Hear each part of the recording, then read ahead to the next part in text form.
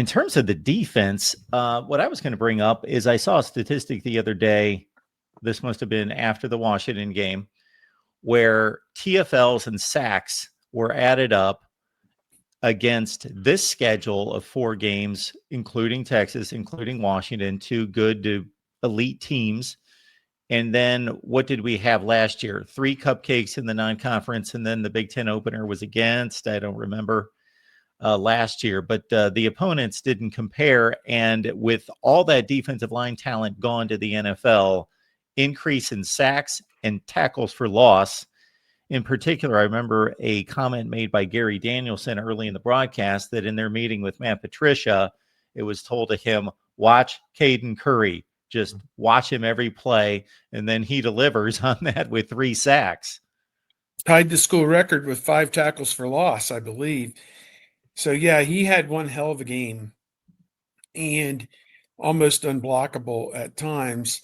Kenyatta Jackson, he got juked early in the game by Damon Williams on a quarterback where he pulled it down and took off running. But then he also redeemed himself with the sack. And Caden McDonald, he is just revolutionizing the game. He's playing at defensive tackle at a level that we have not seen typically at Ohio State. I don't know how far back, but he's working his way into the first round, I think, with the way that he's been playing. So that front 4 is really coming into their own. Tywan Malone has filled in nicely for Edric Houston. Edric Houston either banged up in the doghouse or both. He's not played a whole lot since the opener against Texas, and we'll see maybe this week if he can get back going in the right direction. But he got taken out of the game with a personal foul penalty after slapped a player from Washington after the whistle. So, once they get him going, it's going to be even better. So you've got this defense, just look at those names. It's Arvell Reese has been playing at a high level. Caleb Downs, to me, the guys in the front 6 have played so well. It's kind of like Caleb Downs could sit back there in a lawn chair and have a sandwich sometimes with the way some of these games have been unfolded. Jalen McClain had a huge hit in this game. They are loving what Aaron Scott is doing, running down on kickoffs. I think one of those 2 tackles was a hit inside the 20 or 25-yard line on a kick return. So Coach Day was just effusive in his praise of Aaron Scott yesterday and the fact that he's going to get to play more football. And by that means they're going to put him in on defense from time to time as well. Davison Igbinosun, Coach raved about him, said he loves that IGB has an edge. He wants IGB to be around him because he gives off energy and, has cut down on the penalties. I think only 1 so far this season and really playing good football. Jermaine Matthews has done well. I don't know. It looks to me like they lost 8 starters off the defense, but the final product is every bit as good or better than it was last year. And there's some tougher challenges coming. But Washington, they hadn't played anybody per se, Colorado State, Washington State, and Cal Davis, but they were putting up huge numbers. And Ohio State just closed the door on them. So, it was really something to behold last week.